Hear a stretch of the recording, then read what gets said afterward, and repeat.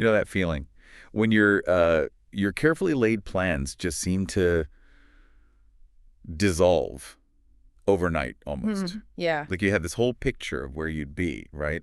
And then reality just, well, takes a completely different turn. It can definitely bring on a real sense of unease. That feeling of not quite knowing where you're heading next. Exactly. And, it's just such a fundamental part of being human, really, that gap between our expectations and, well, what actually happens. Right. So today we're doing a deep dive into Alessandra Olanow's book, I Used to Have a Plan. Ah, And it offers this really insightful way to navigate exactly that kind of uncertainty. It's not about, abandoning ambition entirely. no, not at all. But more about finding resilience when those ambitions hit, well, unexpected roadblocks. Absolutely. This isn't about saying, oh, just give up on your goals. Yeah. It's much more about equipping yourself with a different kind of strength, maybe. A way to find your balance and even, discover new paths when life throws you off course. And Olanow is such a relatable guide for this. She's an illustrator and author, and she brings both this visual richness and a narrative depth to these often difficult emotions. That makes sense, the visual aspect. Yeah, and her own life experiences, those unexpected shifts we all encounter, they really come through in her work. It creates this, powerful connection with the reader, with her audience. Okay, so our goal today basically is to explore the core ideas in I Used to Have a Plan to help you, our listener, navigate those inevitable uncertainties life throws at us. We want to pull out the key insights that can help you embrace change, maybe not resist it so much. Right. And ultimately discover some strength in the unplanned bits. Exactly. It's about gaining a fresh perspective on life's detours. And we'll be looking at several key themes that run through the book. Things like letting go of those really rigid expectations. Okay. How we experience and sort of move through grief in all its forms. Right. Grief isn't just one thing. Not at all. Then there's the journey of rediscovering ourselves after life shifts. Finding moments of joy in the everyday. The small things. Yeah, exactly. And really connecting with our inner wisdom, that inner voice. And finally, how to move forward with adaptability and an open mind. Okay, sounds like a great roadmap. Let's jump right in with that first point then. This idea of letting go, relinquishing the need for a fixed life plan. Olanow tackles this right at the start, doesn't she, in the first chapter? She really does. And it's more than just saying, oh, plans don't always work out. She digs into how clinging too tightly to those blueprints, those rigid plans, can actually limit us. Limit us? How so? Well, it's like sometimes those plans become cages rather than guides, Ah, okay, I see. And she uses her own experiences to illustrate this, right? Right. Without maybe getting into all the specifics. Exactly. You get a real sense of these significant life changes that were completely unforeseen for her and how she had to really learn to navigate those new waters. And what's really powerful is how she talks about the psychological side of it. Yeah. That feeling of anxiety, the fear of the unknown, maybe losing control. These are real reactions. Totally valid responses when our expected path just kind of disappears. It really shakes our sense of security. It feels like the rug's been pulled out from under you, doesn't it? It really does. But she doesn't just leave you there in that feeling. Yeah. She offers strategies for coping. Okay, practical stuff. Yeah, really emphasizing developing flexibility and inner resilience. It's about that fundamental shift in how we view uncertainty itself. So instead of seeing it as purely negative? Right. Maybe see it as, well, a space of potential. An opportunity, even. That's a big shift. It is. She encourages us to sort of reframe our relationship with the unexpected. So rather than resisting it, fighting it. Which is often the first instinct. Totally. She suggests approaching it with a sense of curiosity. Like, okay, what could this new direction reveal? What might I learn about myself now that I have to adapt? Moving from resistance to openness. Exactly. From that fear and resistance to a more curious, open stance. That's a really powerful reframe. It's a challenge, though, for sure. Definitely. Okay, so moving into the second chapter, she addresses something really universal. Yeah. Navigating grief and finding acceptance when things change. And she broadens our understanding of what grief actually is, right? Yeah. It's not just about losing a person. Exactly. Olanow paints this much wider picture of grief. She describes it as this, complex emotional landscape. Okay. It includes not just sadness, but also denial, anger, maybe that feeling of trying to bargain with fate, Yeah. and moments of deep sadness, sure, but all ideally leading toward a place of acceptance. It's a very nuanced view she offers. And by defining it more broadly like that, it feels less isolating, maybe. I think so. It suggests these feelings we have when life takes an unexpected turn aren't some personal failing. Exactly. They're a natural part of the human experience. That's a really key takeaway. How does she convey that? Well, she uses her art, her illustrations, and her own story to really highlight that universality. Ah, So while our individual experiences of loss and change are unique, the underlying emotional journey often shares these common threads. And she points out that these unplanned changes, they often bring us face to face with our vulnerabilities. which can be super uncomfortable. Oh, definitely. But she also positions it as a potential catalyst for something positive. Like growth. Absolutely. Yeah. She emphasizes that within those moments of vulnerability, there's a real opportunity for significant personal growth, for transformation. It's about learning to embrace the inherent, unpredictability of life rather than constantly striving for this illusion of absolute control. Acceptance, then, isn't about giving up. Not at all. It's about finding a new way forward within the reality that's now in front of you. And a vital part of that process, she argues, is self-compassion. Yes. It sounds simple, but treating ourselves kindly when things are tough, Yeah. it can be surprisingly hard. It really can be. She highlights how important it is to treat yourself with the same understanding, the same gentleness you'd offer a friend going through something similar. That's a good benchmark. Right. Allowing yourself to actually feel those difficult emotions, to process them without that harsh inner critic jumping in, that's essential for navigating grief in a healthy way. And she also mentions reaching out, right? Getting support. Yes, absolutely. Whether it's from friends, family, or professionals. Framing that not as a weakness, but actually as an act of strength. I remember seeing or reading about her using this image of a winding path for healing. That really stuck with me. Oh, yeah, that visual representation of a nonlinear journey. It's so important. Why? Because it normalizes the setbacks, the unexpected dips, the turns in the process of healing. It's a visual reminder that progress isn't always this smooth, straight line upwards. That makes sense. Stopping 2 steps forward, 1 step back. Exactly. And she also emphasizes the significance of those small moments of relief, those little glimmers of peace that can feel so incredibly precious during challenging times. Like little beacons of hope along that winding path. Perfectly put. And ultimately, it circles back to this idea that even within the unpredictability, the chaos, there can be unexpected beauty. And finding a sense of calm really comes down to acceptance and, well, a degree of grace towards yourself in this situation. Grace, that's a good word for it. Okay, so we've navigated the initial shifts, the grief. What comes next? Chapter 3, you said, is about rediscovering yourself. Exactly. Rediscovering who you are and cultivating inner strength in the aftermath of change. It's about the person you become after your plans get disrupted. Right, because you're inevitably changed by those experiences. So what are her suggestions for this process of self-rediscovery? She really stresses the value of introspection, of actively engaging with your own thoughts, your feelings, your motivations. Okay, looking inward. Yeah. And she recommends practical tools. Journaling features really prominently here. Journaling again? Yes. It provides this safe space to just articulate what you're experiencing, to process those complex emotions. And over time, you can start to see patterns. Patterns in your reactions or your growth. Both, actually. And it can help you reflect on past experiences, too, and see how they've shaped who you are now. So it's almost like having an ongoing conversation with yourself, but, written down. That's a great way to put it. And besides journaling, she also highlights the benefits of things like meditation and mindfulness practices. How do those help with self-discovery? Well, they help you cultivate a greater sense of presence, a deeper connection to your inner state, without getting swept away by all the external noise.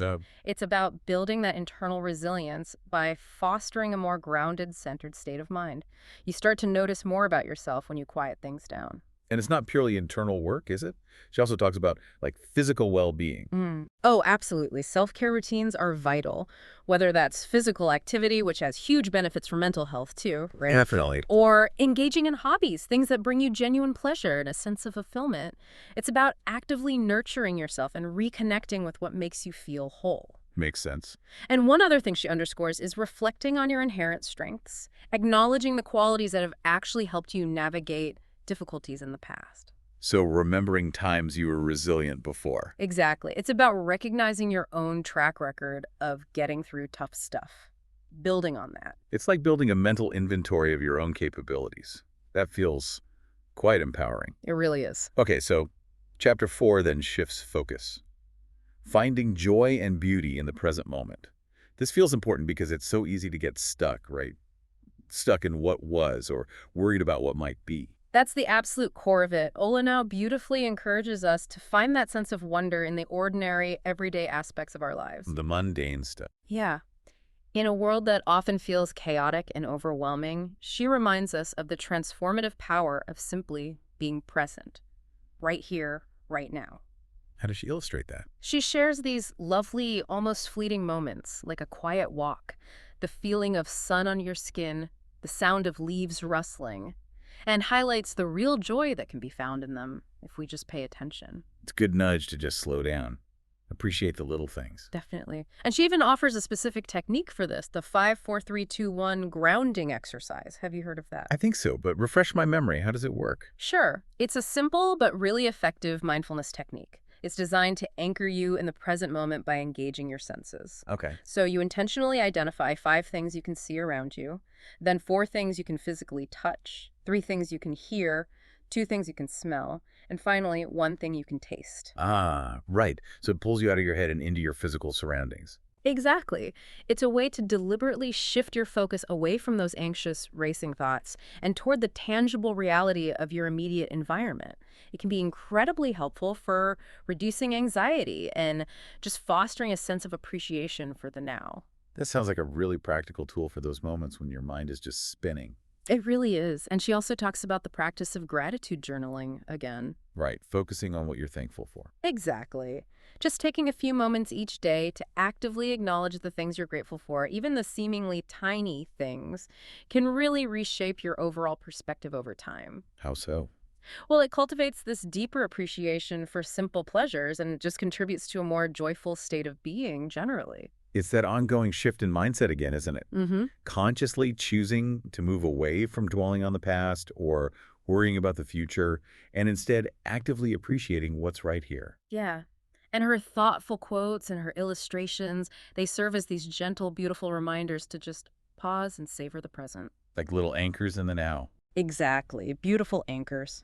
Now, building on this theme of inner awareness, Chapter 5 goes deeper into the significance of listening to your inner voice, trusting your own journey. Okay. Which can be really tough, right? Mm. Especially when plans have gone off track and everyone seems to have an opinion. Oh, absolutely. All that external noise can be totally overwhelming. So how do we filter through it? How do we actually figure out what we truly want and need? Olanow emphasizes that our inner voice, our intuition, often holds the key to our deepest desires and the paths that genuinely align with our authentic selves. So how do we tune in? She suggests creating dedicated space to actually listen to that inner guidance. Practices like meditation again, quiet contemplation. Making time for quiet. Yeah. And she revisits journaling here too as a valuable tool for uncovering those more subtle insights that might just get missed in the hustle and bustle of daily life. So it's about intentionally creating those moments of stillness so you can actually hear what's going on inside. Precisely. And she highlights the crucial role of self-awareness in this, understanding what genuinely brings you happiness and fulfillment, regardless of what society says or what others expect. Peeling back the layers, sort of. Exactly, getting to the core of your true desires. She also emphasizes the power of creativity and self-expression. How does creativity fit in? Well, whether it's through writing, drawing, music, whatever your outlet is, it can be a powerful way to connect with and channel that inner voice. It can actually guide you toward your authentic path. It's like those creative pursuits become another language for communicating with yourself. That's a beautiful way to think about it. And she reinforces that genuine contentment, that deep satisfaction ultimately comes from within, not from rigidly sticking to some external plan someone else laid out. Right. And trusting that inner voice requires patience, definitely, and a belief in yourself, especially when your path takes those turns you didn't expect. Embracing the detours as part of your unique journey. That feels really empowering. It is. Okay, so Chapter 6 then focuses on moving forward, but with flexibility and openness. This feels like a natural next step from letting go of rigid plans. It absolutely is. Flexibility becomes Well, essential, really, when you're navigating life's inherent uncertainties. Right. And Olanow clarifies, being flexible isn't about having no direction at all. It's more about being adaptable, being receptive to the unexpected turns that life inevitably presents. So it's about holding on to your hopes and dreams, but maybe loosely. Yes, Yeah. exactly. It's finding that delicate balance, having hopes, having goals for the future, sure, but also maintaining a realistic awareness of where you are right now. And being willing to adjust. Being willing to adjust your course as needed. She suggests setting goals that are adaptable, goals that allow for modifications as things change. This can really lessen that feeling of disappointment or failure when things don't go exactly according to plan A. And she shares examples of this working out for people. Yeah. Right. Finding success in unexpected ways. Absolutely. She includes stories that beautifully illustrate that success isn't just confined to one single predetermined route. Right. Sometimes a setback or an unforeseen event can actually unlock new possibilities. Yeah. Things that might resonate more deeply with your true passions or lead to unexpected personal growth you wouldn't have had otherwise. Okay. She shows how embracing flexibility allows you to view challenges not as these insurmountable barriers, but as opportunities to pivot, to explore new horizons. It's changing that mindset where a detour isn't a dead end, but maybe a more interesting route. Precisely, a potentially more scenic route even. And she also points out that flexibility actually fosters creativity. How so? Well, when you're not so tightly bound by a rigid plan, you have the freedom to think more innovatively, right? To explore unconventional solutions, to uncover new possibilities you might not have even considered if you were sticking strictly to the original script. Which could lead to unanticipated joys and successes that a more rigid approach might have actually shut down. That's a really compelling point. It is. Okay, finally, we arrive at Chapter 7, lovingly letting go and embracing new beginnings. This feels like where all the threads come together. It really does. The act of letting go, truly letting go of those fixed plans, it really opens the door. It allows you to embrace new beginnings and all the potential for growth that comes with them. Olanow emphasizes the sense of liberation, the freedom that comes with releasing those predetermined milestones and expectations. It fosters this sense of curiosity and receptiveness towards whatever lies ahead. And that release can feel incredibly liberating, can't it? Just shedding the weight of, it has to be this way. Absolutely. It often leads to a significant reduction in stress and anxiety, and it makes you more receptive to opportunities you might have previously overlooked because you were so hyper-focused on one specific outcome. Like tunnel vision. Exactly. And she encourages us again to reframe challenges, not as obstacles stopping us, but as catalysts. Catalysts for growth, for developing that inner resilience and adaptability we talked about. And even while she's emphasizing letting go, she also makes sure to underscore the value of maintaining hope, right? Hope for the future. Yes, it's crucial. It's about finding that equilibrium, acknowledging your present reality, whatever it is, while still nurturing a belief in the possibility of positive change down the line. Okay. Her illustrations and her personal stories, they serve as these really powerful reminders of the transformative power of letting go. And she concludes with this beautiful idea that life's unpredictability doesn't have to be scary. It can actually become a canvas for creativity and personal evolution, especially when we learn to trust the unfolding of our own unique journey. Wow. So, okay, to kind of bring it all together then, this deep dive into I used to have a plan really underscores the importance of embracing uncertainty, not as something to fear, but just as an inherent part of life. It's about practicing self-compassion when things don't go according to our, initial vision. Hey, being kind to yourself. Connecting with that inner wisdom to guide us, and then moving forward with a spirit of adaptability, of openness. Exactly. And if you're listening and maybe feeling that familiar pang of being, off script in your own life, Olanow's insights offer this really comforting and I think empowering perspective. It's a reminder that the absence of a rigid plan doesn't mean you lack direction. It doesn't mean you can't have a fulfilling life. That's a great point. So here's maybe a final thought for you listening in. Consider one small area in your life, just one, where you might be holding on to a very specific outcome, maybe tighter than you realize. What would it feel like to just gently loosen your grip on that expectation? Just a little bit. Yeah. What unexpected possibilities might emerge if you allowed for just a bit more fluidity, a bit more space in that one area? It's an interesting question to ponder. Yeah, reflect on how that subtle shift in perspective could actually lead to some unexpected moments of joy, maybe, or a deeper sense of your own inner strength. You now have, hopefully, a new framework, a new lens for navigating the inevitable twists and turns life brings.